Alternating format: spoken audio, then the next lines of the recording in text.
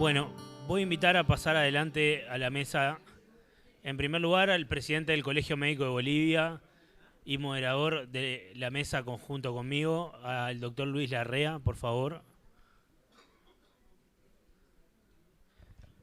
Luego, también voy a invitar a pasar al doctor Giancarlo Fernández Cavalcante, vicepresidente del Conselho Federal de Medicina de Brasil, presidente de la Comunidad Médica de Lengua Portuguesa, doctor en Ciencia de la Salud y, como todos ustedes saben, expresidente de Confemel. Y al doctor José Ramón Huerta, en representación del Consejo General de Órdenes Médicas de España, coordinador del área internacional de SGCOM y participante activo de Confemel. Ha estado participando en la elaboración de nuestros estatutos y de nuestros nuevos reglamentos.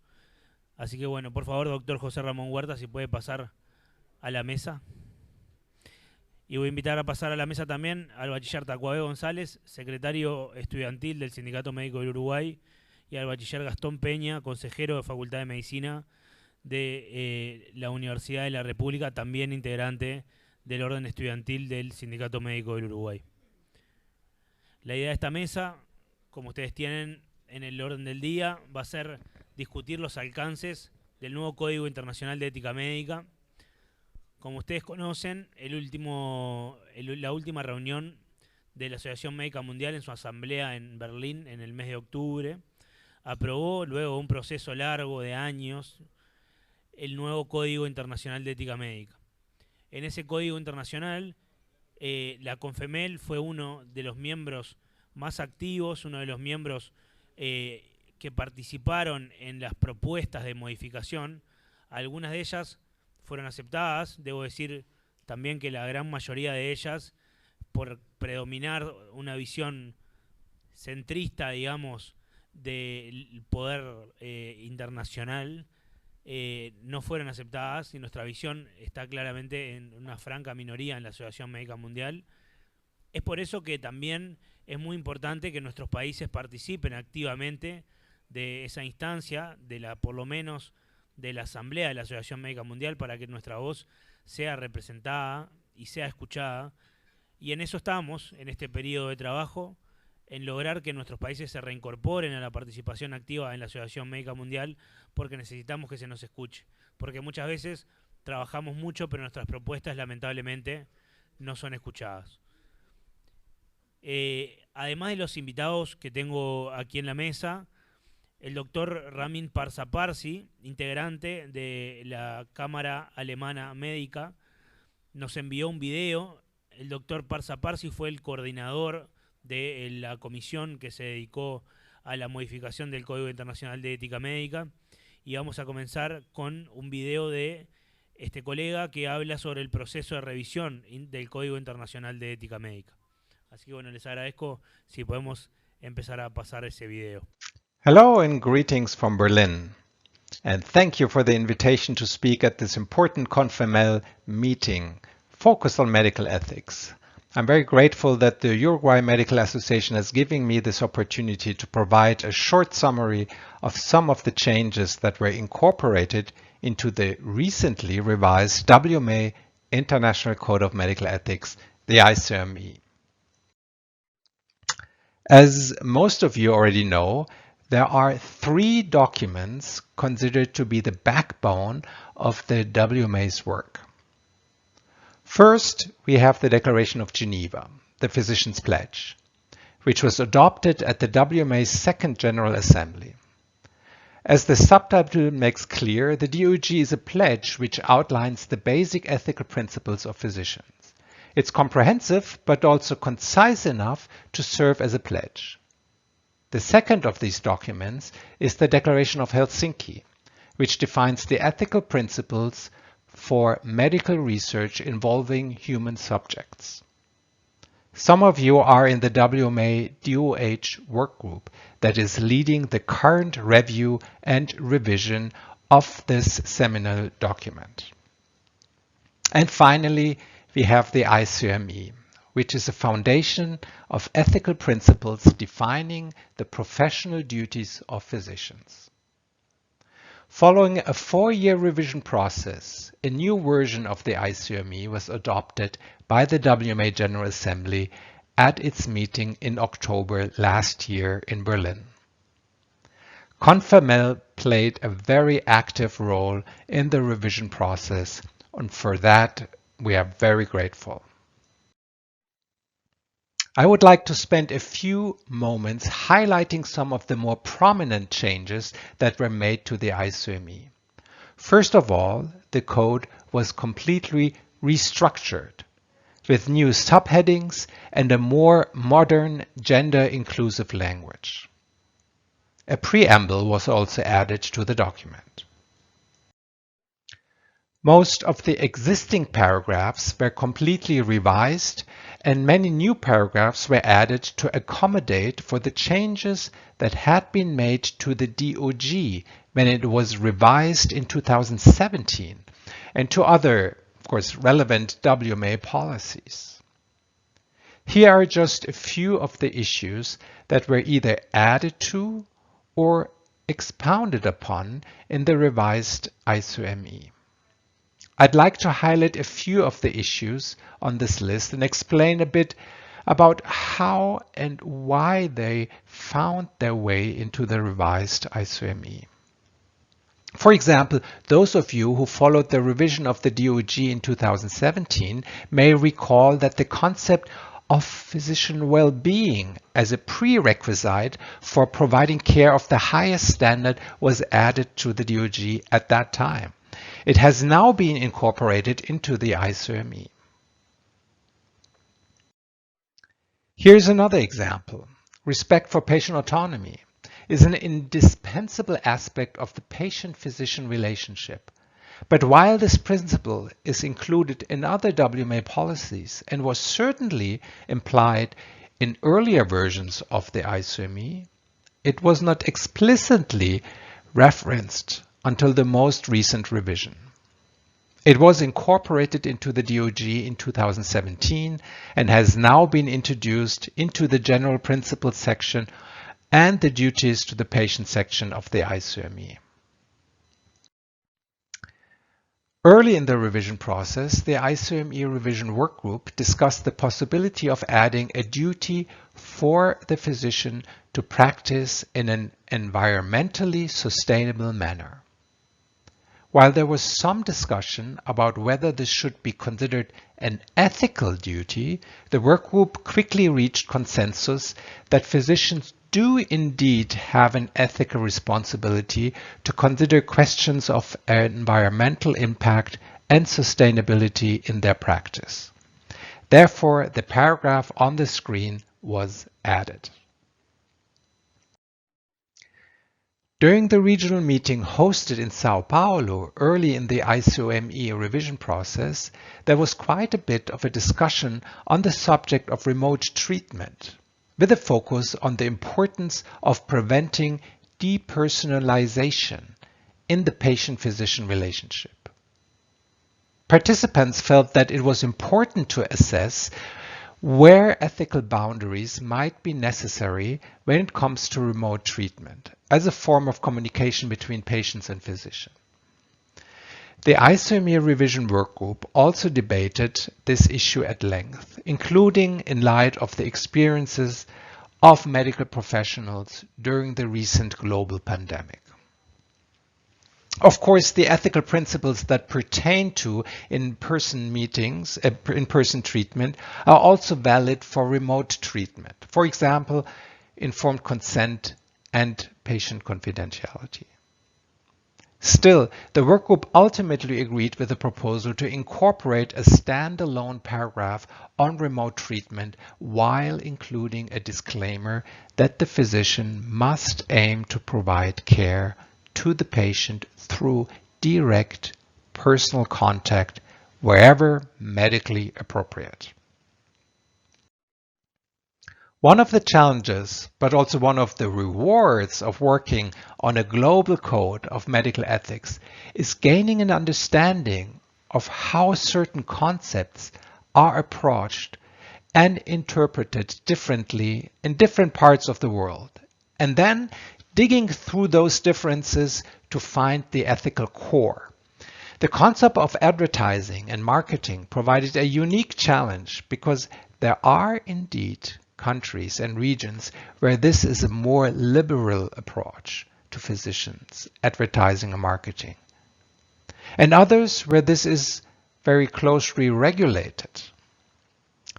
But as stated in the preamble of the ICME, while the physician must be aware of national, ethical, legal, and regulatory norms and standards, and the relevant international norms and standards, all these standards must not reduce the physician's commitment to the ethical principles set forth in the ICME.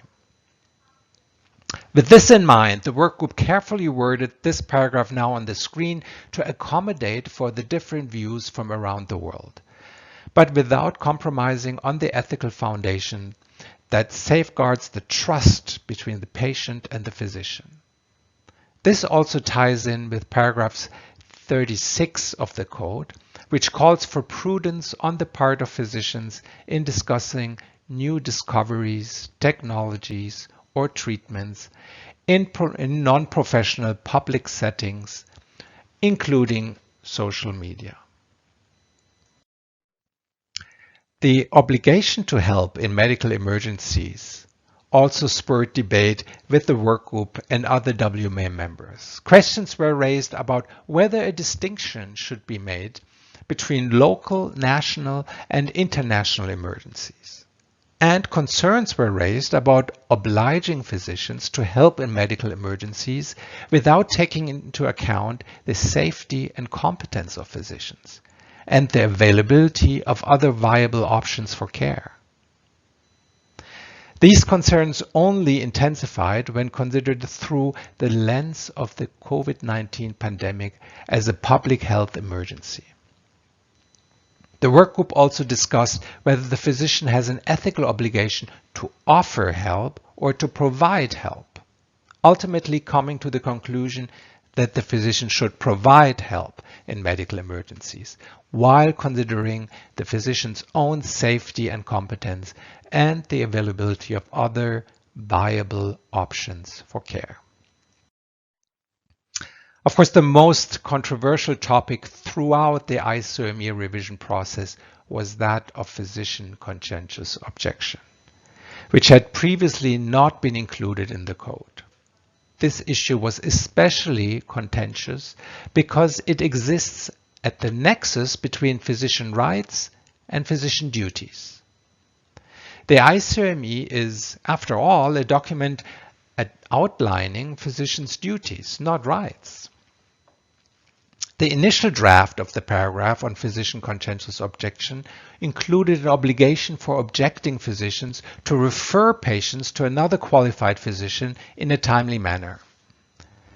In a public consultation held in May 2021, there was a great deal of opposition to including effective referral or an obligation to inform a patient about certain interventions. At one end of the spectrum. At the other end of the spectrum were those who questioned the right of physicians to refuse to perform certain legal treatments, particularly in low-resource settings.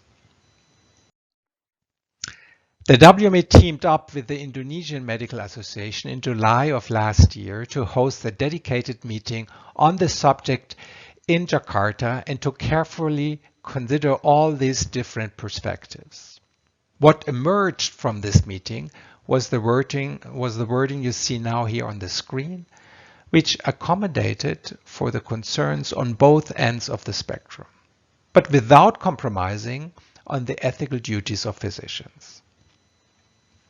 The last sentence in this paragraph now reads, "The physician must immediately and respectfully inform the patient of a conscientious objection and of the patient's right to consult another qualified physician and provide sufficient information to enable the patient to initiate such a consultation in a timely manner." Dear colleagues, in a globalized world in which physicians are facing unprecedented challenges, it is becoming all the more crucial to reaffirm the fundamental and universal principles of medical ethics, and to find a common language for discussing that which unites our profession. The DOG and the ISOME reflect these fundamental and universal principles of medical ethics, and they can help to strengthen professional identity and adherence to medical ethics. They can also provide guidance and protection for physicians who face pressure to act in violation of the principles of medical ethics, be it at the professional or political level. This also fulfills the essence of the WMA's mission to promote the highest possible standards of ethical behavior and care by physicians at all times. Well, I hope that this short intervention and summary of the most important changes of the ISOME has been helpful.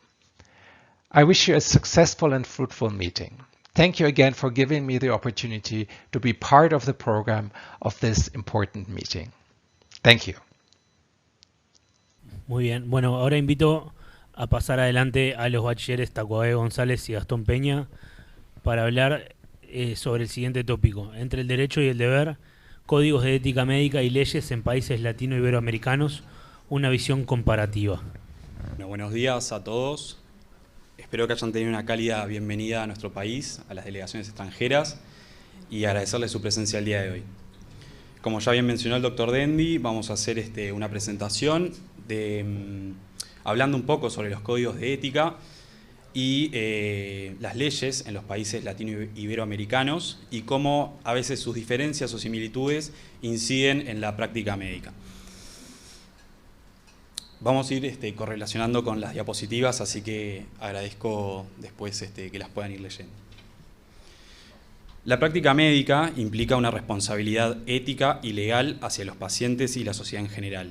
Las normas establecidas en los códigos de ética médica y las legislaciones de los países latino-iberoamericanos rigen el acto asistencial y protegen los derechos de los pacientes. Sin embargo, existen diferencias entre estos dos marcos regulatorios y es importante comprenderlas para garantizar una práctica ética y legalmente correcta. En esta breve presentación se van a analizar las diferencias y similitudes entre los mismos con una perspectiva desde el rol del médico, ponderando además a la protección de los derechos de los pacientes, la responsabilidad profesional, la autonomía del paciente, la confidencialidad y la privacidad. Además, se examinará la importancia de estos marcos regulatorios en la práctica médica y se destacarán los desafíos y oportunidades para la armonización de dichas normas en la región. En octubre de 2022 se aprobó un nuevo Código de Ética Internacional por parte de la Asamblea General de la Asociación Médica Mundial, con el objetivo principal de actualizar y mejorar los estándares éticos en la práctica médica a nivel global, enfatizando la necesidad de una atención médica centrada en el paciente y respetuosa con la diversidad cultural y social. Este nuevo código también incluye un apartado dedicado a la responsabilidad social de los médicos y la importancia de trabajar por la salud pública y el acceso universal a la atención médica.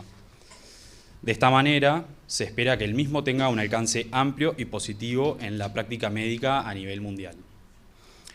Ahora, nosotros tomamos 3 ejes temáticos que son la eutanasia y suicidio asistido, la interrupción voluntaria del embarazo y la telemedicina. Le voy a dar la palabra a mi compañero el bachiller González para que comience a hablar sobre eutanasia y suicidio asistido. Gracias, Gastón. Para empezar, bueno, trajimos algunas definiciones sobre lo que es eutanasia. Ha habido algunos cambios en las formas de definir lo que es esta acción, por lo tanto vamos a hacer algunas distinciones. Principalmente las definiciones las hemos tomado del Diccionario Latinoamericano de Bioética, que coordina TEALDI, con una serie de colaboradores. Y bueno, la definición más breve podríamos decir que es la acción médica con la cual se pone fin en forma directa a la vida de un enfermo próximo a la muerte y que así lo solicita, para lograr de este modo dar término a padecimientos tales como dolor, sufrimiento, angustia en su agonía. A la vez hay algunas definiciones que profundizan en algunos aspectos, ¿no? Y aclaran que debe ser un acto voluntario, directo, positivo y activo, y ahora vamos a ver esas definiciones a qué refieren. y presentan como antecedentes la legalización en países como Holanda o Bélgica en el 2002 y el suicidio asistido en Suiza y en el estado de Oregón. Y la distingue de la eutanasia pasiva, indirecta o negativa, que actualmente no se concibe como eutanasia. Entonces vamos a ver un poco las diferencias, principalmente tomadas de este artículo de Campos y los colaboradores. Cuando hablamos de que debe ser un acto voluntario, entonces por parte del paciente, ¿no? De la voluntad del paciente, entonces hablamos de eutanasia en el acto que se realiza ya sea por peticiones o al menos el consentimiento del paciente, y bueno, involuntaria queda claro rápidamente que sería lo opuesto. Cuando hablamos de una acción positiva o activa, hablamos de que es un acto que se produce cuando hay una acción encaminada a provocar la muerte, ¿no? Por ejemplo, acá traen el ejemplo de la aplicación de una inyección letal. Vale la pena pensar en cuando es un acto negativo o pasivo. Acá puede estar incluido, por ejemplo, la abstención del tratamiento, la suspensión de un tratamiento. Cuando hablamos de que es directa, hay un acto en el cual deliberadamente se provoca la muerte, y cuando hablamos de indirecta, nos referimos a que la muerte puede ser el efecto secundario de la aplicación de algún fármaco. Entonces, trajimos algunos esquemas para poner esto un poco más claro, ¿no? ¿La muerte es el resultado de un proceso voluntario? Bueno, si no, claramente ahí hay una acción de abandono al paciente o de homicidio culposo. Si es un acto, si es voluntario, nos deberíamos preguntar, ¿es un acto positivo? O sea, ¿hay acciones encaminadas a provocar la muerte? En caso de que no, podríamos hablar entonces de situaciones de limitación del esfuerzo terapéutico. Y en caso de que sea un acto positivo, podríamos preguntarnos si hay una acción directa, donde no. En el caso de que no, podríamos hablar entonces de sedación paliativa u otras circunstancias ocurridas durante los cuidados paliativos. Esto para distinguir claramente a qué nos vamos a referir más adelante cuando hablemos de eutanasia, que deja por fuera estos otros casos. Acá hay otro diagrama para mostrar un poco lo mismo, ¿no? La eutanasia es donde está la intersección entre la voluntad del paciente, las acciones directas y positivas, y acá quedan por fuera, es otra forma de mostrar lo mismo. Y bueno, acá hay una definición mucho más estricta para dejar esto bien claro. La eutanasia significa la provocación de la muerte efectuada por un trabajador de la salud, frecuentemente un médico, de un paciente portador de una enfermedad que le acarreará la muerte próxima, a su requerimiento, o sea, voluntad explícita, y en el propio beneficio, buscando evitar un deterioro de la calidad de vida. Y el concepto de calidad de vida lo vamos a ver aparecer nuevamente más adelante en la legislación o en los códigos de ética. Bueno, por medio de un procedimiento absolutamente seguro, en cuanto a que su aplicación producirá el resultado esperado en un tiempo mínimo y sin provocar sufrimiento, la administración de un veneno o una droga en dosis tóxica letal. Bueno. Y la definición de suicidio asistido, acá hay dos casos distintos. Una es la ayuda o asistencia al suicidio, que se considera en muchos lugares, si no en la mayoría, un delito. Es el propio interesado el que lo aqueje una enfermedad o no, que recurre a medios letales para suprimir la vida. Y en el medicamento asistido es el médico el que pone al alcance el mecanismo o la droga para provocar la muerte. Bien, entonces vamos a comenzar haciendo el análisis comparativo entre distintos países que tomamos. El primero, bueno, por ser locatarios, es Uruguay. La eutanasia en nuestro país y el suicidio asistido han sido y son objeto de debate en el ámbito ético y legal. Actualmente existe una diferencia entre estos marcos regulatorios y bueno, por un lado, como dice en la diapositiva, la ley uruguaya establece que la eutanasia y el suicidio asistido son considerados delitos, lo que implica que los médicos que las practican pueden tener sanciones legales. Por otro lado, en el Código de Ética Médica uruguayo, se establece que los médicos deben respetar el derecho del paciente a tomar decisiones informadas y recibir una atención médica centrada en el paciente. En ese sentido, el Código reconoce el derecho del paciente a negarse a recibir tratamiento médico, incluso si éste conduce a su muerte.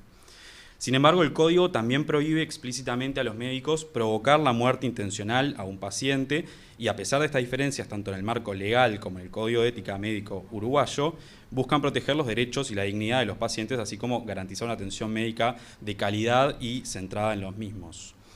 La regulación de la eutanasia y el suicidio asistido sigue siendo un tema de debate en la sociedad uruguaya, que debe abordarse en una perspectiva interdisciplinaria y que contemple justamente estos aspectos éticos, legales, sociales y de salud pública.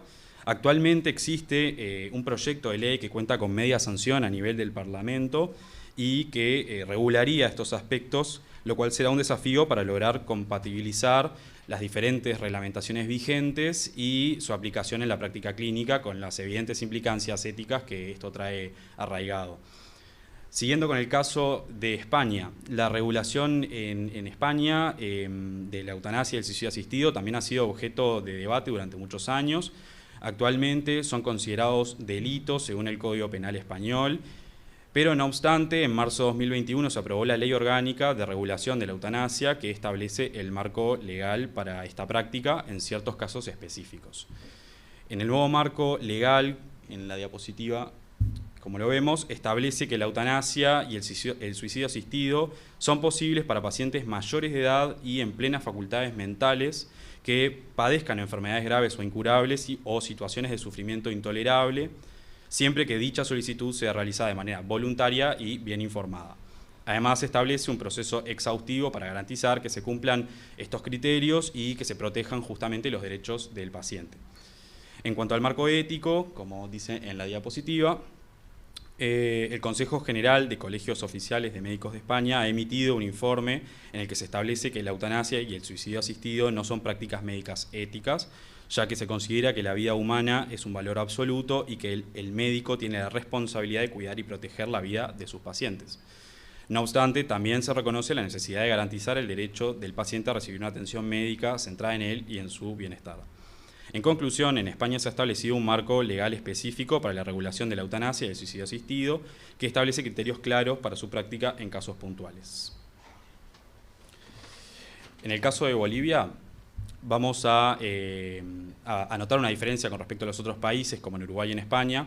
No se ha debatido ampliamente en este país sobre la legalización de la eutanasia y el suicidio asistido. En cambio, se ha centrado en garantizar el acceso a cuidados paliativos y aliviar el sufrimiento de los pacientes en situaciones de enfermedad grave o terminal. Bien, en este país, la eutanasia y el suicidio asistido, como dice en la diapositiva, no está legalizado y son considerados delitos.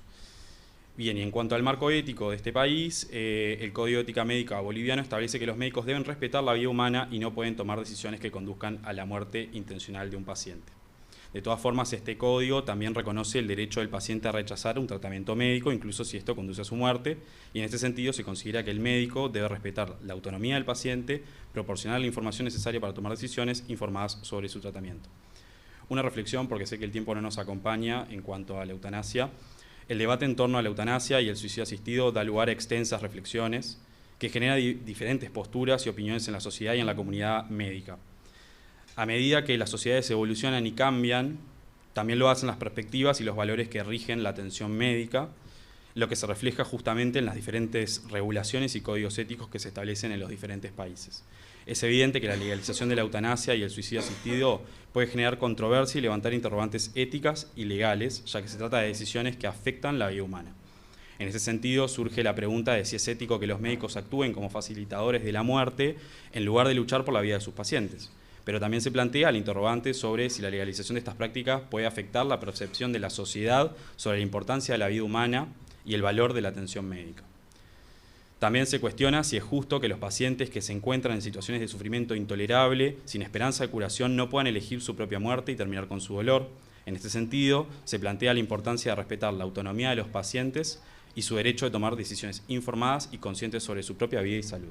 En cualquier caso, es importante continuar reflexionando sobre estos temas, debatirlos desde una perspectiva ética y humanitaria para garantizar la atención que esté siempre centrada en el bienestar del paciente y en el respeto a sus derechos y dignidad. Además, es necesario asegurar el acceso a cuidados paliativos de calidad para todos los pacientes que lo necesiten para aliviar su sufrimiento y proporcionarles una atención acorde a sus necesidades. Bien, no sé cómo estamos de tiempo, capaz que podemos... 2 minutos. Bien. Voy a saltearme entonces, voy a hacer una salvedad, los demás ejes temáticos que habíamos mencionado, que eran el aborto y la telemedicina, que si bien son muy interesantes, me gustaría finalizar con una reflexión que engloba todo esto, que es en base a la definición del rol de egresado que hace nuestra Facultad de Medicina de Uruguay, y dice así: en abril de 1995, la Asamblea del Claustro de la Facultad de Medicina de la Universidad de la República definió el perfil del egresado médico basándose en 3 pilares: la formación científica, la investigación y la ética. Citando esta definición, un médico responsable, con sólida formación científica, capaz de realizar diagnósticos correctos, tomar decisiones clínicas precisas, capaz de comunicarse en su misión de prevenir, curar y derivar adecuadamente. Profundamente humanista, crítico, preparado para investigar, para educar y educarse, dispuesto siempre a aprender, comprometido con la ética y preparado conscientemente para trabajar en un sistema que priorice la atención primaria de la salud. Esto es, en definitiva, lo que demanda nuestra sociedad. Esta definición del perfil del médico no es muy distinta a la descrita en otros países y nos habla de profesionales justamente capaces de evolucionar y responder a las necesidades de la sociedad a la cual servimos. Como estudiantes, es nuestra responsabilidad el formarnos bajo esta premisa, no dejar de cuestionarnos los cánones que han sido estipulados, seguir fomentando nuestra inquietud intelectual para así poder avanzar al acelerado ritmo de los tiempos en los que vivimos. Es por esto que invitamos a seguir reflexionando estos debates que la ética nos presenta en el día a día y de esta forma lograr una práctica médica oportuna, eficaz y más humana. Muchas gracias. Ahora vamos a invitar al estrado al doctor Giancarlo Fernández Cavalcante, que nos va a dar una disertación sobre fronteras de la ética médica.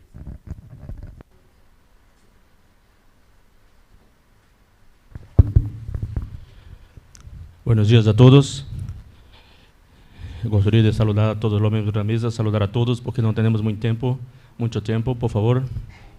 Voy a hablar de aquellas situaciones en que tenemos un límite ético y tenemos que transpor esa barrera ética, ese límite ético por alguna situación en especial. Entonces, la primera barrera es diferenciar para los alumnos lo que es ética médica y lo que es moral. Ética es una cosa que es impuesta. No tenemos la opción de no sermos éticos. Tenemos que ser éticos.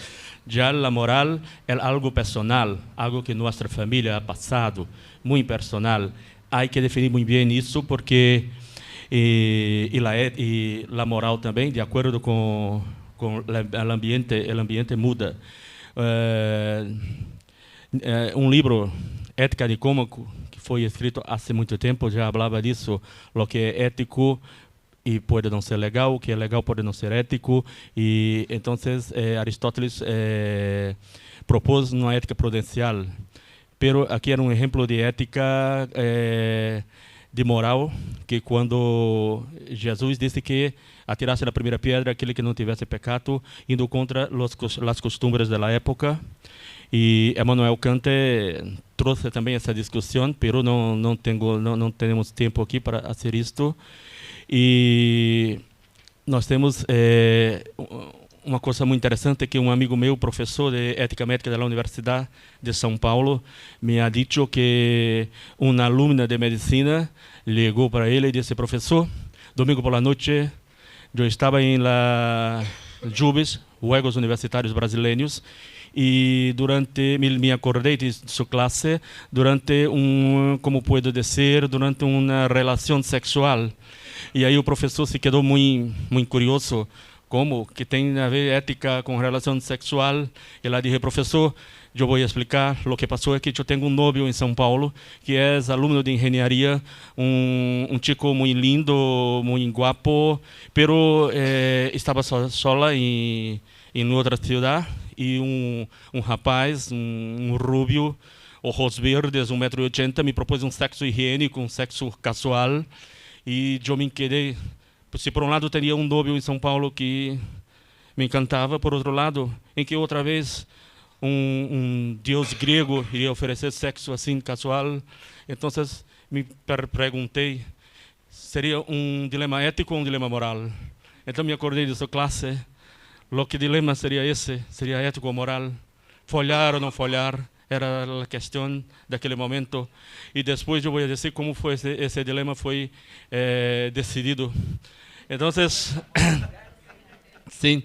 E então, algumas vezes, por exemplo, as fronteiras éticas, como por exemplo, o secreto profissional em las comunidades indígenas, tem que ir à consulta médica com sua madre, com o jefe da tribo.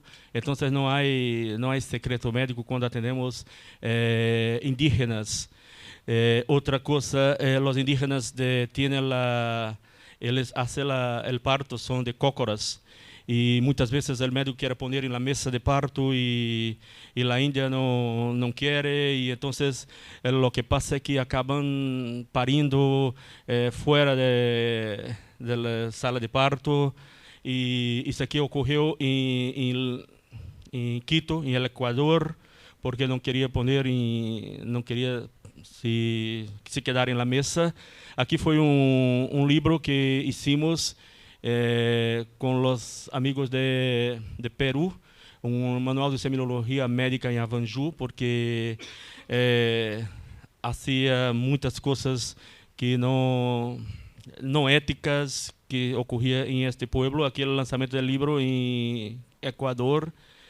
E, por exemplo, outro exemplo da fronteira ética muito interessante é o que ocorre em las tribos indígenas quando um médico diagnostica um niño que tem uma deficiência física de nascimento e que vão a matar, porque é um costume muito corrente em los indígenas da América do Sul. Se mata os niños que nascem com algum defeito físico, e ustedes não precisam crer em mim, basta ver este documentário que está em YouTube, Hakani. É um documentário que habla solamente del infanticídio e a tentativa de los médicos de impedir esse infanticídio, e as comissões de ética gubernamentales dicen que no se debe intervenir en la cultura de otros pueblos y que tiene que dejar la cultura seguir en frente. Entonces, ese es un documentario que está disponible en YouTube y que puede ver una crianza que ha nacido con hipotiroidismo que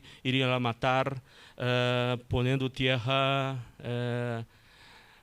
sobre ela e lo mata vivo. Aqui era um personagem que conheci que nasceu tuve paralisia infantil quando niño e que lo queria matá-lo, e um médico lo levou para uma instituição governamental que lo criou hace a los 8 anos, e depois de 8 anos tentaram ponerlo em la tribo de nuevo. Então, quando atravessava um rio, seu padre disse: tu não vale para nada, tu não serve para a tribo, e le lançou em la água. O niño mergulhou e bateu com a cabeça em uma pedra e se quedou tetrapléjico. E mais uma vez os médicos o levaram para as organizações governamentais, e aqui ele visitando sua tribo já com 30 anos, totalmente tetrapléjico. Aqui sua irmã, que hoje é diputada federal em Brasil, que lo levou para o Rio de Janeiro e lá se tornou um conhecido pintor, pintou com a boca, um artista plástico. Aqui sua obra, aqui a unidade sanitária de sua tribo com suas obras. Aqui seu padre que tentou matá-lo. Então, são fronteiras éticas que temos que transponer de acordo com a situação inusitada, com a cultura desse pueblo. Não podemos seguir rigorosamente a ética, e essas fronteiras são tema de discussão. E trago aqui um caso muito interessante. Antes de falar do caso, tenho que falar que esse caso tem a ver com a doença do homem-elefante. Ocorreu em 1885. Um homem nasceu com tumores na cabeça, em tórax, em los membros superiores. Inicialmente se imaginava que seria uma elefantíase, pero depois chegou-se a um diagnóstico de neurofibromatose de von Recklinghausen e finalmente um diagnóstico de síndrome de Proteus, que é uma desordem genética, que é o esqueleto em el Museu de Medicina de Londres, da Faculdade de Medicina de Londres. E naquela época é uma desordem genética de cromossoma 10. E naquela época este homem vivia na Inglaterra vitoriana e se quedava nas calles sem comida, sem abrigo, e então sempre há alguém que tem muita caridade e encontrou um homem que lhe propôs um emprego, que foi se quedar dentro de uma jaula em zoológico, e era visto como atracción de circo, las personas pagaban para lo ver, era una atracción de circo junto con los otros animales. Todo eso que estoy a decir, ustedes pueden ver en esta película, El Hombre Elefante, también disponible en YouTube, todo eso que estoy a contar, lo que ocurrió. Mas por qué le conto todo eso? Porque 144 anos depois, parecia que a história ia se repetir.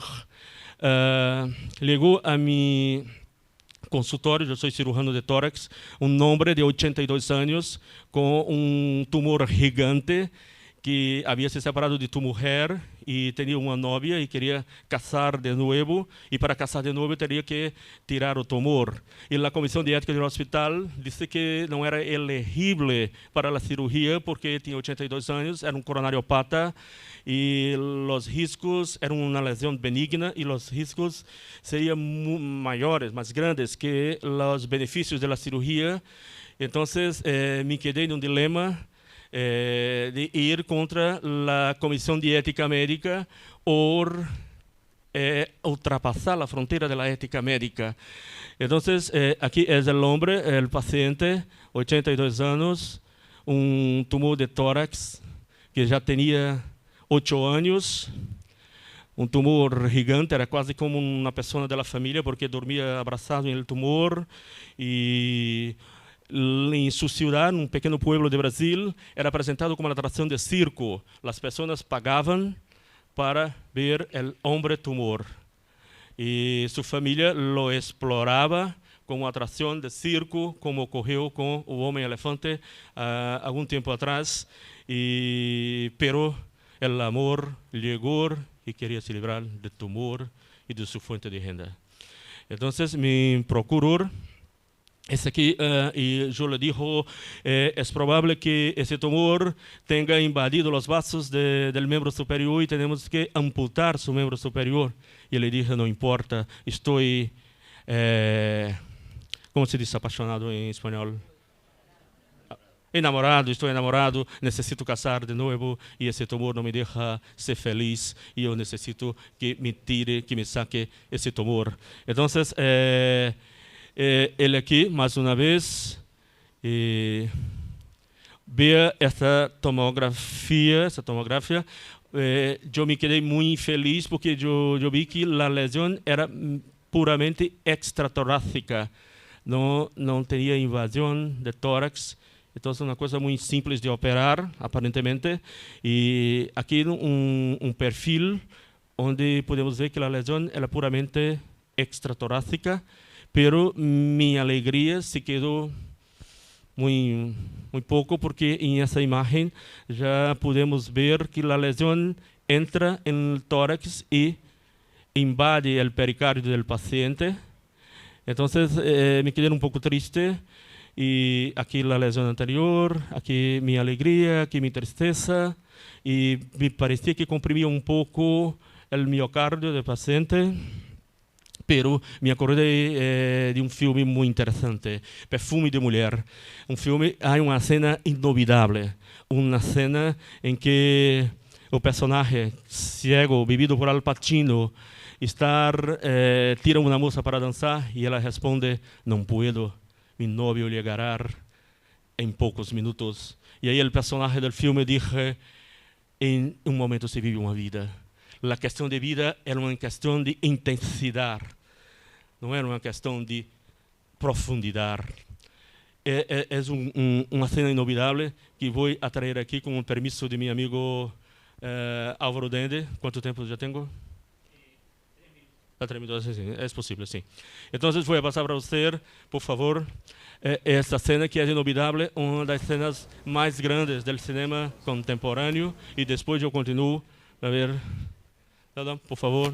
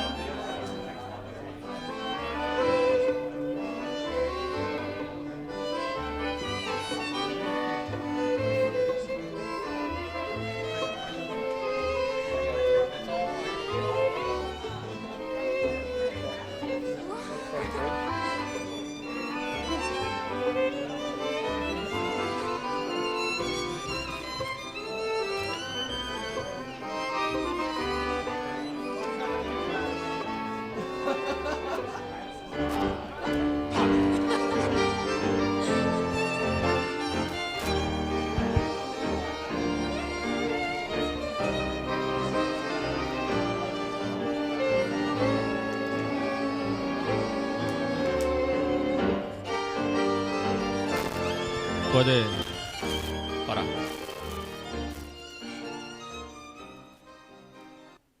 Ok? Então, me acordei desse filme porque médico tem que ter coração, temos que pôr mais coração em nossas mãos, principalmente o cirurgião, e era mais jovem, e quanto mais jovem, mais coragem tem o cirurgião e mais responsável também. Então, partimos, esse aqui é meu jefe, que dizia que era uma loucura operar um paciente como esse contra la recomendação da comissão de ética, e aqui começamos a operar o paciente, e o primeiro desafio foi como pôr na mesa, se ponemos em decúbito dorsal, não teria acesso à parte axilar do tumor. E aqui é uma foto muito interessante, porque quem é cirurgião, quem é anestesiólogo já passou por isso. Aqui está o paciente, o residente, o interno do segundo ano, dissecando a vena. Aqui o interno do primeiro ano a ajudar o interno do segundo ano, pero de ojo em la cateterização vesical do paciente. E aqui é um neurólogo que ia fazer uma cirurgia na sala ao lado e passou e viu o paciente e disse: o que passa? Eu digo: é um paciente que tem uma desordem genética e só há poucos casos no mundo.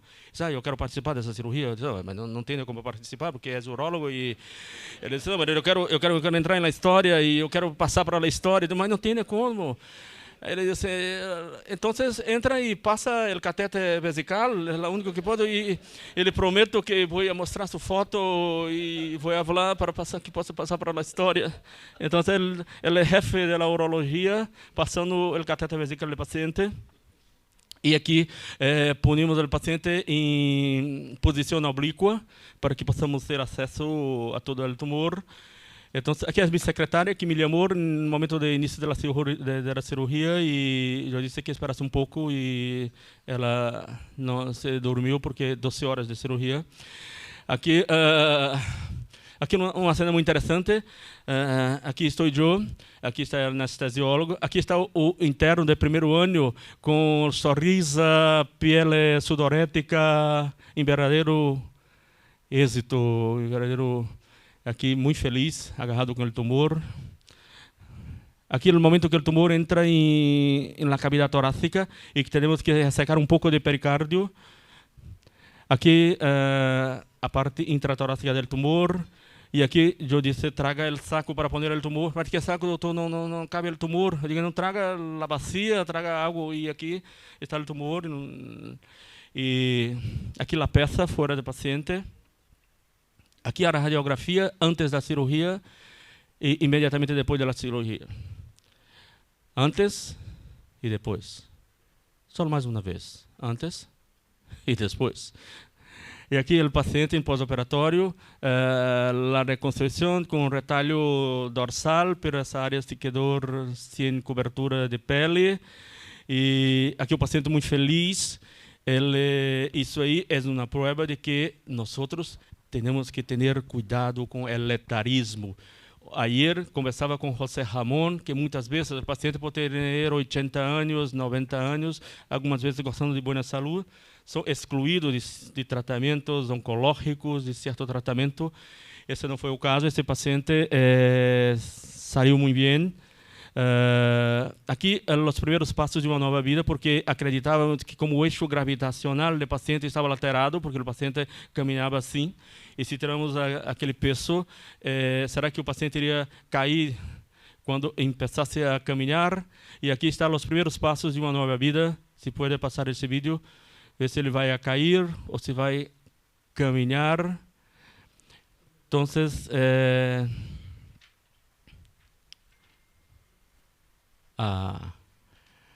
então faça suas apostas, se vai a cair ou se vai caminhar. Depois, então, o paciente, ok. O paciente saiu, se casou, foi viver seu amor e morreu com 90 anos, 8 anos depois dessa cirurgia de um problema cardíaco, pero foram 8 anos intensos porque alguém foi contra a recomendação ética de não operar o paciente. Temos uma chance de ser feliz como dice la vida, no es una cuestión de profundidad, es una cuestión de intensidad. Tenemos que tener eso nuestro ir. Entonces, aquí era una cosa sobre deliberación ética, no creo que, porque la cuestión ética puede ser vista sobre múltiples ángulos, depende de dónde está localizado, entonces es una cosa que no es una cosa muy rígida. Aqui é como vamos resolver. E se nós não podemos ter um caminho para solucionar certos problemas, temos que fazer esse caminho, temos que criar esse caminho. Então, é o que temos para hoje e desculpem porque temos pouco tempo. Muitíssimas graças.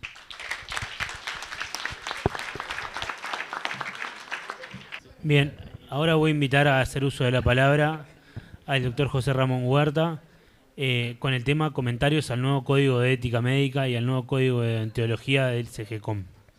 Adelante, doctor.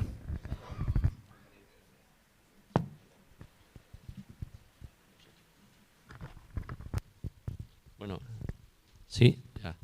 En primer lugar, dar las gracias al Sindicato Médico del Uruguay y a la presidenta de CONFEMEL y al Comité Ejecutivo porque me han dado la oportunidad de estar aquí y darles a todos ustedes los buenos días.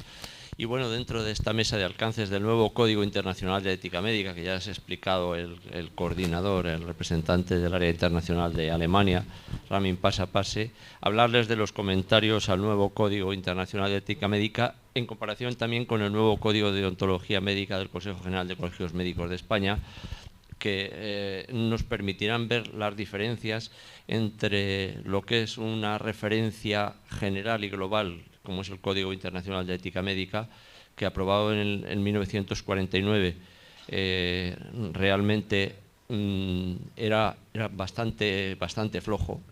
La verdad es que no servía para nada, necesitaba una revisión en profundidad y bueno, pues esa referencia ahora la hemos recuperado. Este es el Código Internacional que vemos que se aprobó en la Asamblea General de Londres de 1949 y que se ha revisado ahora en Berlín en el 2022. El Código Internacional de Ética Médica habla de los principios éticos es la base de los principios éticos para los médicos de todo el mundo y define los valores de la profesión de los médicos en 4 apartados: hacia los pacientes, hacia otros médicos y profesionales, hacia ellos mismos y hacia la sociedad en su conjunto. Y tiene 4 novedades fundamentalmente. Recoge la autonomía del paciente, que no estaba recogido en anteriores códigos, el bienestar del médico, que ya se ha hablado esta mañana aquí de forma importante, los tratamientos a distancia, la telemedicina o la sostenibilidad medioambiental, de que ha hablado también el doctor Pasapasi y que además la propusimos nosotros. Era una propuesta, porque tengo que decir, ha dicho Álvaro Dendi en la presentación, de que CONFEMEL había intervenido de una forma muy importante en el Código Internacional de Ética Médica. Bueno, importante, desde luego las alegaciones no importantes, las más importantes. Aquí está el documento en que se basaba todo de la y fuimos con mucha diferencia los que más aportaciones, modificaciones y propuestas hacíamos con gran diferencia. Otro colegio médico del grupo CONFEMEL que actuó por su cuenta, pero que luego no estuvo en las reuniones de decisión, fue el Colegio Médico de Chile, que también hizo unas propuestas. Pero finalmente no fue CONFEMEL en sí, sino los miembros del Consejo de CONFEMEL, Portugal, Uruguay y España, los que llevamos estas propuestas, que al ser importantes y al ser bastante numerosas, pues tuvimos 2 reuniones con el grupo, veo a Larico que estuvo también en alguna de ellas, con el grupo de trabajo de la que decidió sobre el Código de Ética Médica. Un grupo con el que tenemos, igual que el resultado, de que a lo mejor se recogieron de lo que hicimos, no sé, un 10 o un 15% de propuestas. No se nos tuvo demasiado en cuenta para el esfuerzo que habíamos hecho. Y es un grupo de trabajo que mayoritariamente estaba compuesto por asociaciones médicas que no tienen códigos éticos. O sea, eso lo hace con cierta frecuencia la que no sé a qué estrategia obedece, que gente que no son expertos en una cosa, pero que políticamente interesa, los ponen ahí. Algo parecido sucedió con la regulación médica de los colegios, que pusieron a entidades, a asociaciones que no son reguladoras, a regular a los reguladores. O sea, una contradicción absoluta. Pero bueno, esto es lo que hay. Ha habido unas controversias que las ha señalado el doctor Pasapasi.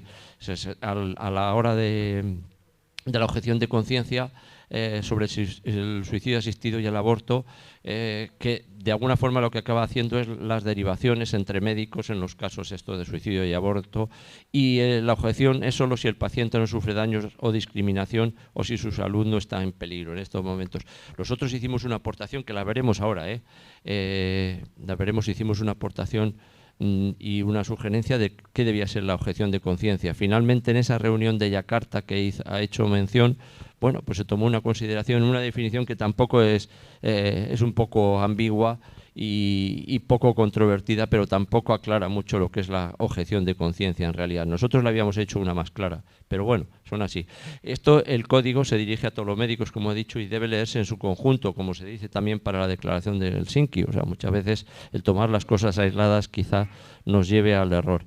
En los principios generales, que es la primera parte del Código Internacional de Ética Médica, habla que el deber principal del médico es promover el bienestar y la salud de los pacientes, el respeto a la vida, a la dignidad humana y la autonomía, el respeto a la vida. Esto fue sugerido después por Francia, que nosotros lo apoyamos, pero en realidad la redacción inicial era el respeto a la dignidad humana y la autonomía. Creíamos que el respeto a la vida es fundamental.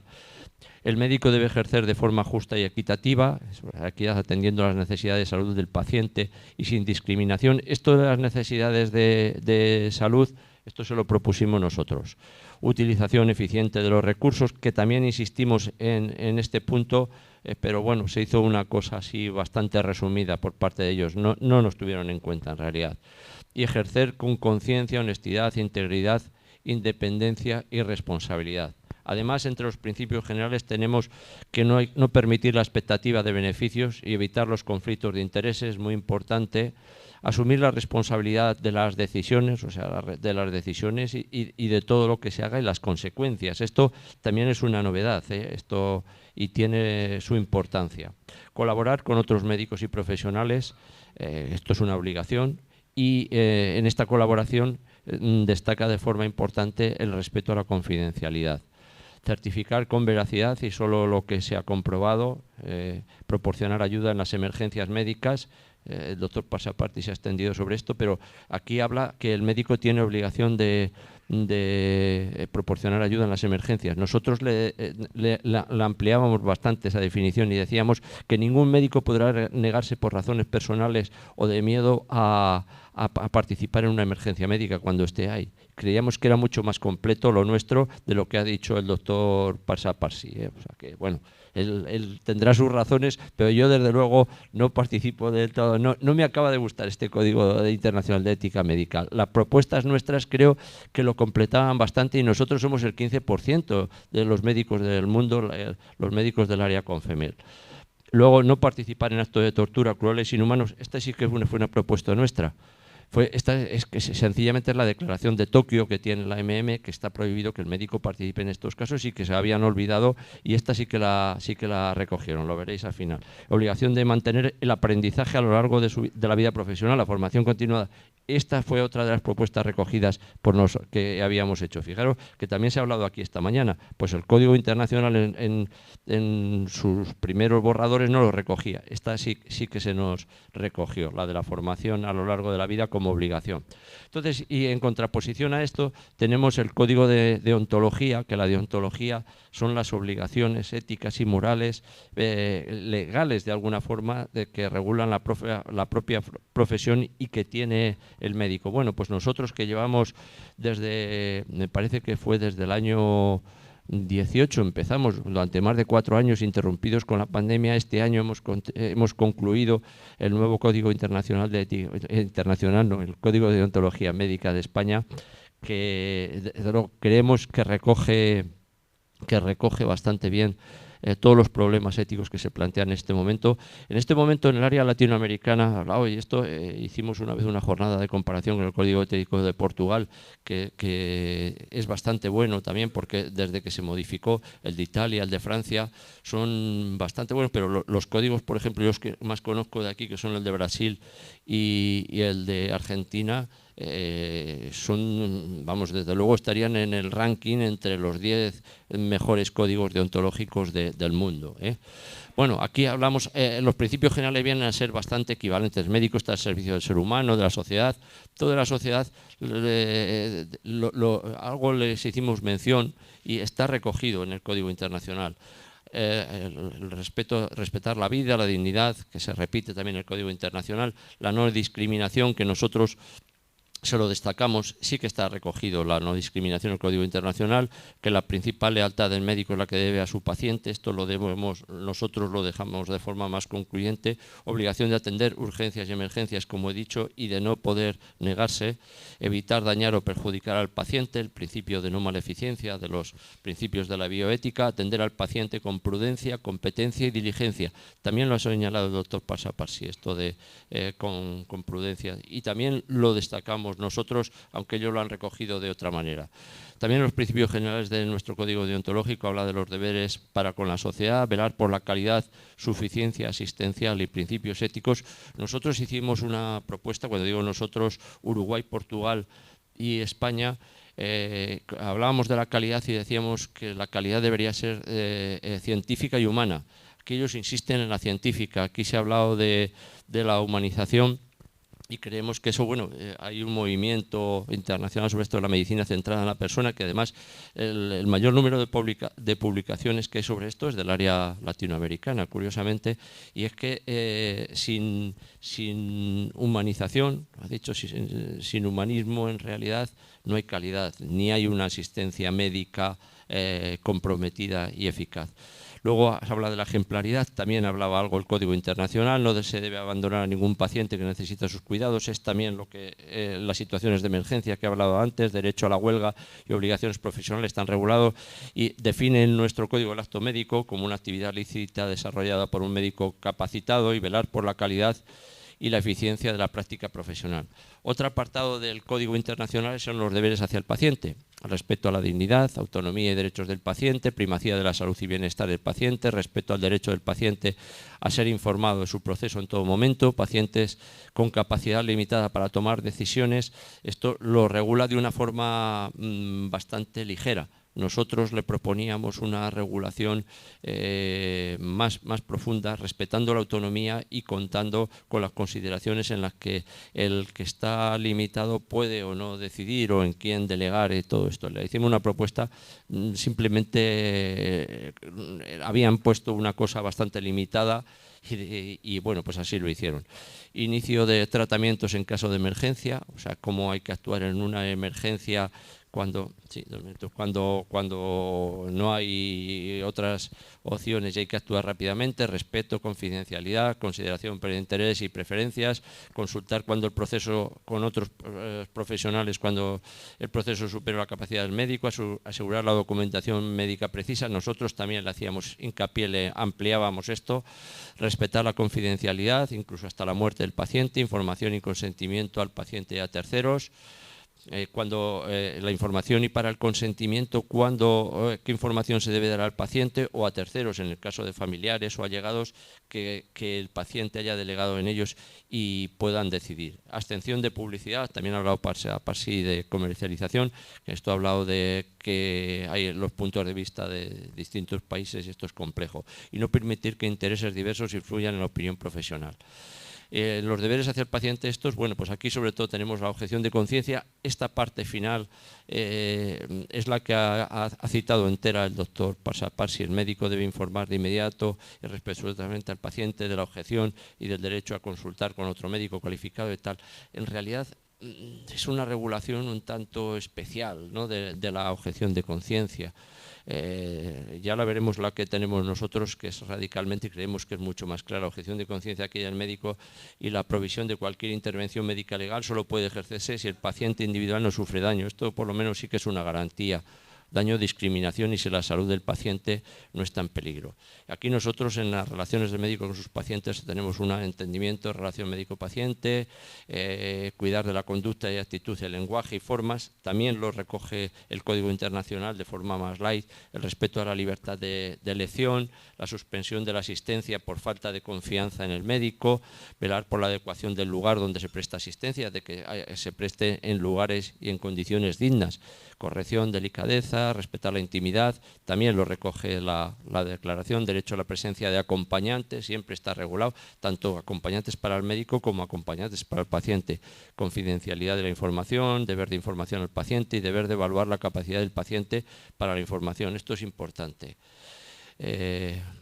Luego también tenemos seguridad del paciente, información comprensible, obligación de informar directamente, adecuado consentimiento informado como garante de la asistencia a menores, esto es importante. También se lo hacíamos en las alegaciones que no se recogieron, atención en personas en huelga de hambre, en fin. Tenemos aquí vemos también cosas que tenemos en nuestro código y que no están recogidos. Nosotros hablábamos de regulación de aspectos relacionados con la historia clínica en la documentación y insistir mucho en la calidad de la atención médica, no solo que fuese de científica y humana, sino en otros aspectos, y la responsabilidad del médico en reparación del daño, que sí que fue recogido por la MM en esta declaración. Además, nos extendemos mucho en la garantía sobre el secreto profesional y sobre la objeción de conciencia, que no se ve muy bien, que definimos, y así lo propusimos que debía ser, pero nos dijeron que esto era la parte segregada del Código Internacional y que se iba a hacer en una sesión especial que fue la de Yakarta, que se hizo aparte. Y aquí dice, es la negativa del médico al cumplimiento de una obligación legal por motivos éticos, legales o religiosos, solicitando ser excluido del cumplimiento de una ley, o rechazo también de ciertas actuaciones y exigencias del médico. Yo creo que esta es más garantista, pero bueno, se quedaron con una definición de compromiso. También tenemos una parte importante sobre atención médica al final de la vida y otra parte que, bueno, se ha hablado aquí del aborto, la eutanasia, el suicidio asistido, y esta parte pues recoge todo esto, y otra sobre seguridad del paciente, que es bastante importante. Y esta parte, la tercera, y casi la final, deberes hacia otros médicos y profesionales de la salud, en relación respetuosa respecto a las relaciones con otros médicos que también tratan a nuestros pacientes, o sea, que no verlo como una infiltración en nuestra actuación, informar si otros colegas prestan una mala atención o abusos, o conceder el debido respeto a profesores y estudiantes. Nosotros esta parte es mucho más extensa en el Código Deontológico de España: lealtad, eso es respeto, deferencias, tenerse de criticar las actuaciones de los colegas, evitar el desprestigio, daño, escándalo, que todo quede en el ámbito profesional, y obligación de compartir los conocimientos científicos. Esto está recogido en el Código Internacional: compartir la información profesional, comunicar interacciones, respeto a una segunda opinión, responsabilidad del trabajo en equipo, responsabilidad compartida, respeto y buenas relaciones con otros profesionales, y la atención a colegas enfermos también como otra obligación. Y esta es la parte final. Hay otra deberes hacia la sociedad, que dice apoyar una atención justa y equitativa, prudencia, responsabilidad y evitar información científica no basada en la evidencia. Nosotros esto le hicimos una ampliación, le pedíamos que toda información no científica, pseudociencias o pseudoterapias, no podía ser aceptada por el médico. Hay que apoyar la investigación, evitar la desconfianza, en fin. Y esto llegamos aquí a obligaciones como miembro de la profesión médica. Esta es la conclusión que hace el Código Internacional, que hay que seguir, proteger y promover los principios éticos del Código y apoyarla a los compañeros y protegerlos de abusos, explotación, violencia o opresión. Esto vendría también a cuento de cuando hemos hablado de corporativismo, que ha hablado el presidente Tomás Cobo. En realidad, el corporativismo de alguna forma es inaceptable cuando perjudica al paciente, pero cuando el médico como profesional se ve atacado, se ve comprometido, la defensa al profesional es una obligación de los colegios de médicos.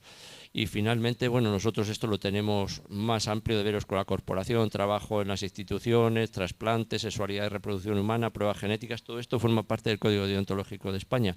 Y esto, atención a la violencia, dopaje deportivo, hicimos una mención al dopaje, no se recogió, médicos peritos, formación y docencia, publicaciones, tecnologías de la información y la comunicación, inteligencia artificial, o sea, lo nuestro es bastante más amplio y son obligaciones, aquí en las conclusiones se ve, el Código Internacional de Ética Médica es una referencia, pero una regulación, un marco general que tienen que tener de referencia los médicos, igual que la Declaración de Ginebra, mientras que el Código Deontológico es una regulación de obligado cumplimiento.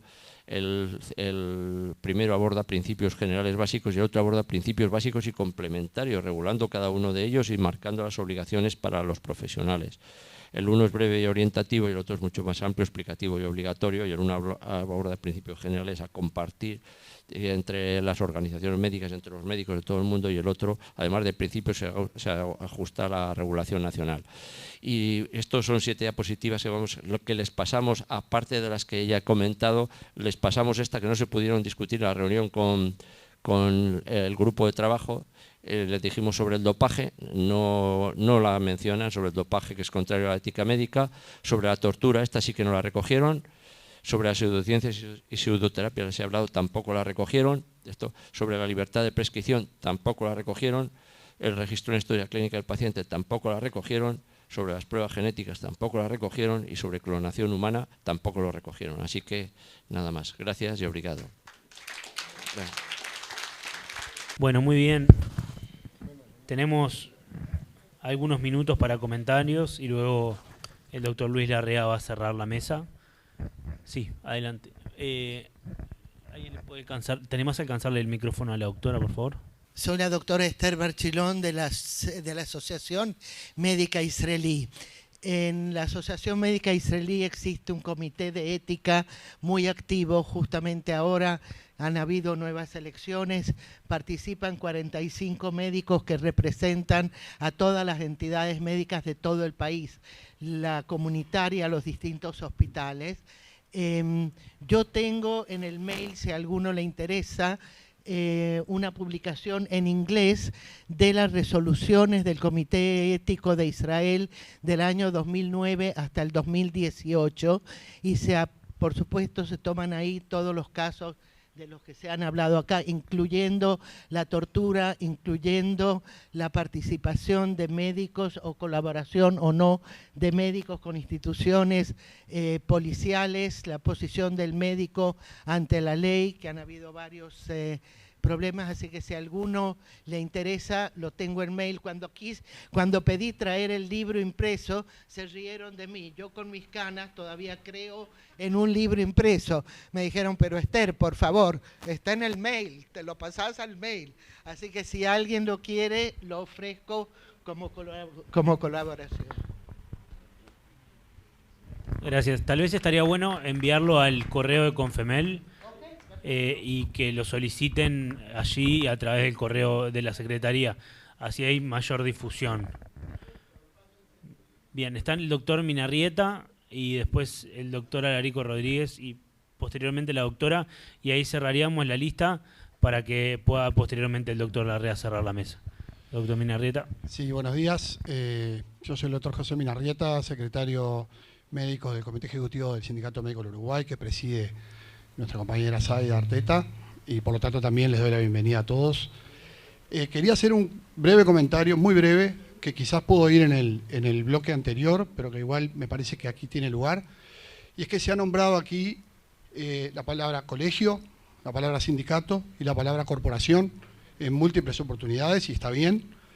Y en una organización que agrupa colectivos médicos, creo que es importante tener claro que son cosas distintas, y no pretendo definirlas en forma completa, pero sí me interesaría decir que un colegio es una organización de afiliación obligatoria que se fija fundamentalmente en los deberes del médico, en lo que tiene que ver con su formación continua, con su comportamiento desde el punto de vista ético y con el juzgamiento de esas actitudes.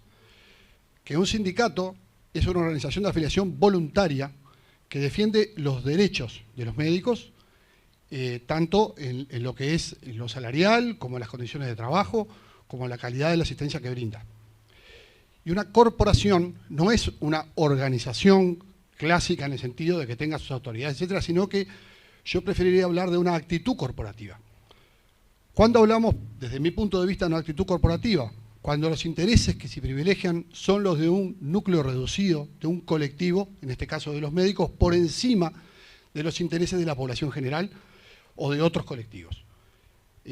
Yo creo que es fundamental que exista un colegio médico, que es fundamental que exista, muy importante, un sindicato médico, y eso somos nosotros, y creo que las actitudes corporativas no son de recibo desde el punto de vista ético, justamente. Eso es lo que quería comentar con ustedes. Gracias.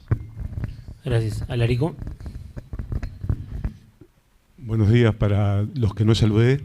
Y en primer lugar, felicitar todas las exposiciones de la mesa.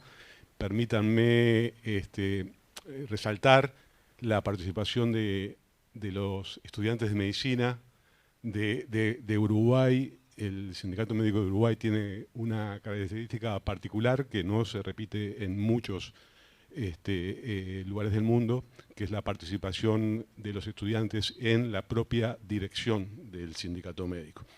Y me parece que han hecho un excelente trabajo con la presentación que hicieron. En tercer lugar, quiero hacer algunos comentarios sobre la objeción de conciencia. Algo que tanto Ramin como José Ramón han resaltado la participación activa, muy activa de Confemel en esta revisión del Código de Ética Médica. Y realmente, como Sindicato Médico de Uruguay, apoyamos fervientemente todas las modificaciones, tanto las que fueron recogidas por el grupo de trabajo como las que no fueron recogidas por el grupo de trabajo.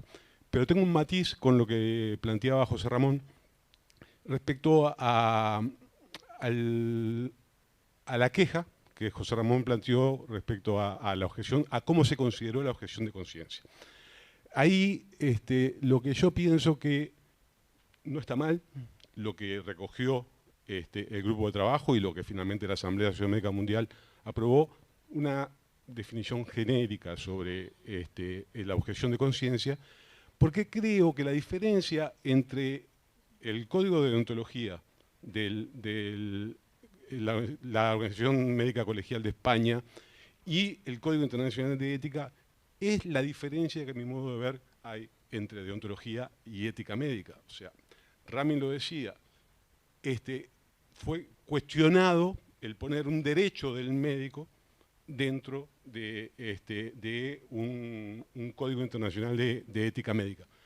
Fue recogido, pero fue ampliamente. Me parece que está bien como fue recogido en el Código Internacional de Ética y que está muy bien como está recogido en el Código de Deontología de la Organización Médica Colegial de España. Por último, quería señalar que todos los compañeros nos conocen a nosotros quienes estamos en la actividad del Sindicato Médico en las relaciones internacionales, pero que quiero resaltar que el Sindicato Médico de Uruguay tiene una muy fuerte comisión de bioética y derechos humanos, donde muchos de los participantes en las exposiciones de la tarde van a estar exponiendo. Pero en particular, me gustaría, con el permiso de Álvaro y de Luis, si al finalizar esta oradores, pudiéramos darle la palabra a la doctora Yuvalí Vespali, que no va a hablar en la tarde, para que nos hiciera alguna consideración al respecto. Gracias, Alarico. La doctora había pedido la palabra. Y posteriormente José Ramón, que va a contestar, supongo. Adelante, doctora, gracias. Cositas. Uno, que si dentro de las sugerencias que hizo España para la Asociación Médica Mundial, pues la revisión esa, que dejaron por fuera temas bien importantes, por ejemplo, como el de la pseudociencia, que es algo que nosotros le hemos vivido terriblemente durante la pandemia y esto sigue. No sé si a nivel de Confemel esto se pueda nosotros lo podamos impulsar, porque en verdad nosotros lo vemos como algo bastante peligroso. O sea, el concepto a nivel de la sociedad de las vacunas en este momento está en entredicho y la verdad es lo que la gente cree.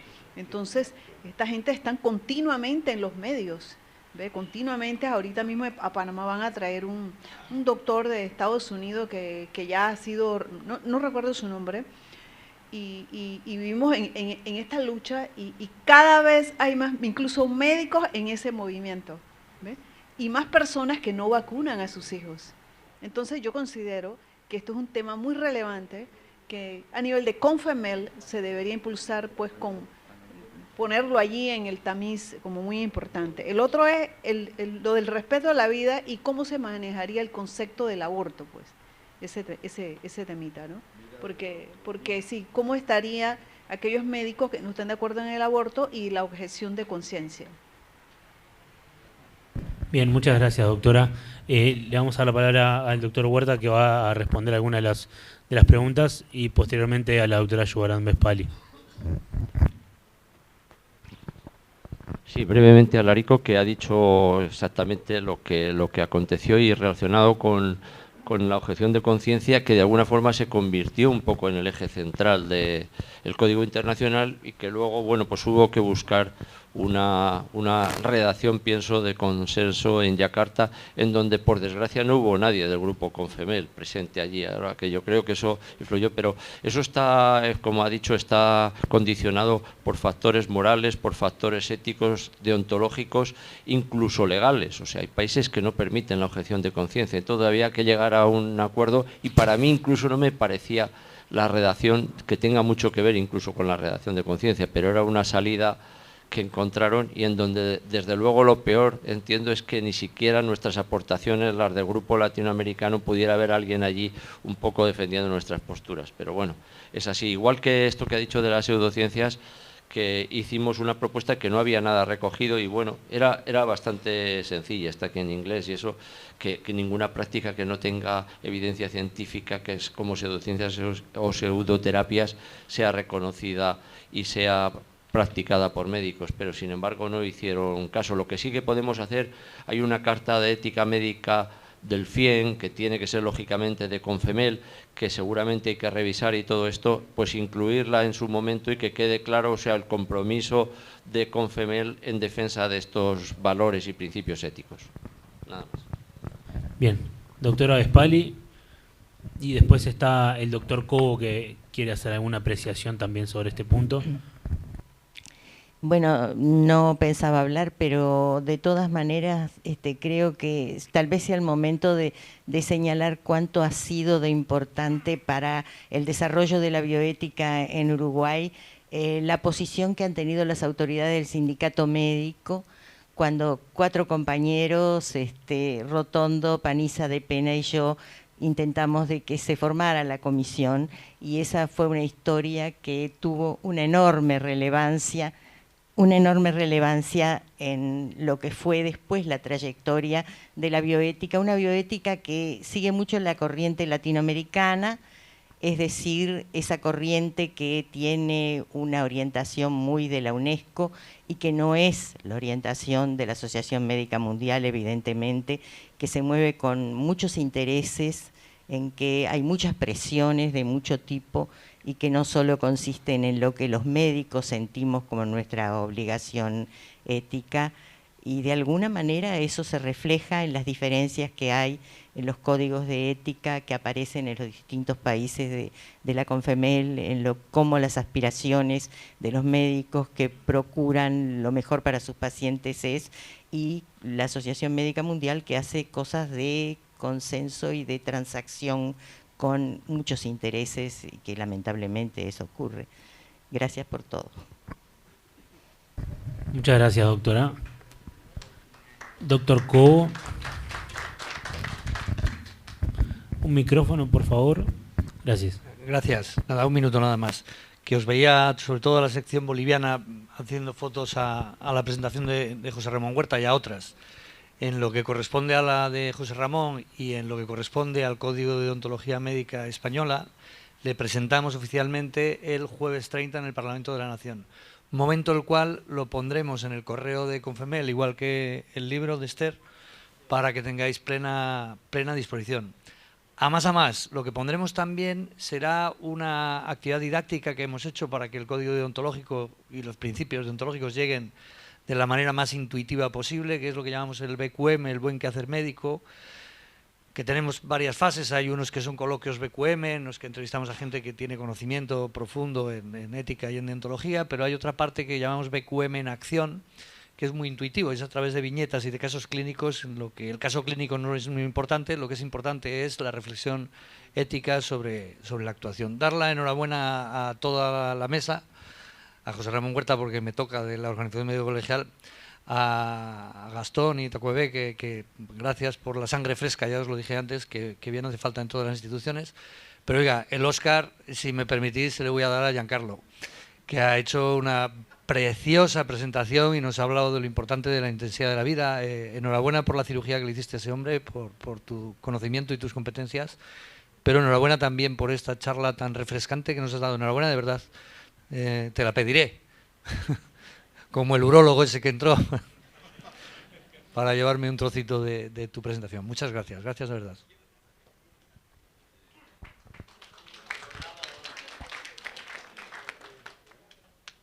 Bueno, primero que agradecer al doctor Cobo porque casi me quitó el discurso como comentarista, pero creo que las 4 exposiciones realmente reflejan algo que se ve en cada uno de los países. Primero, poca información.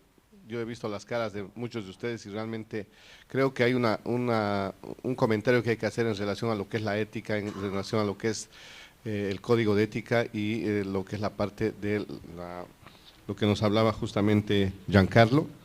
El derecho que debemos tener, el asumir lo que refiere a una responsabilidad. O nos quedamos con el camino corto o comenzamos a hacer el camino. Y eso creo que es una responsabilidad de cada uno de nosotros. El tiempo nos juega siempre un tema muy feo, porque haberlo escuchado a Ramón en todo lo que han hecho como representación ante la Asamblea Médica Mundial, para nosotros sí realmente hubiera sido muy exitoso que tengamos todos los pormenores. Pero creo que como Confemel tenemos una misión, y la misión es replicar todo lo que estamos viviendo, porque si no lo replicamos se queda aquí y de aquí a 2 años vamos a volver a enterarnos de cosas que están escritas. Y creo que eso es algo que tenemos que hacerlo. Lo que decía también el doctor Cobo es, sangre nueva necesitamos tenerla en Confemel, y quiero felicitar la verdad la revisión que se han hecho los colegas de Uruguay, porque así refrescan lo que no tenemos y lo que tenemos en nuestros países, y eso es algo que es bueno, porque es gente que realmente le pone ganas.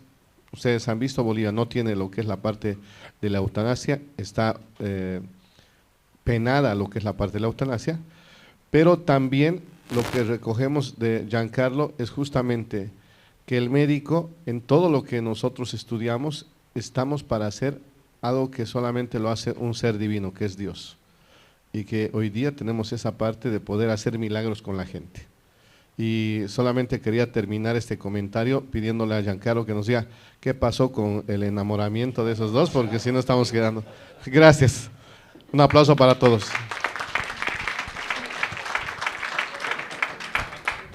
Bueno, muy bien.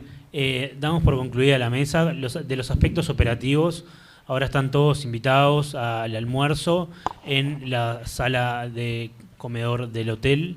Y también me pedían que les avisara que las presentaciones y las intervenciones están grabadas, se están pasando en vivo por el canal de YouTube del Sindicato Médico y van a quedar grabadas y colgadas en el propio canal, ¿tá? Así que ahí van a poder acceder durante mucho tiempo a toda esta información tan valiosa. Muchas gracias, nos reencontramos a las 15 horas puntualmente aquí en esta sala. Gracias.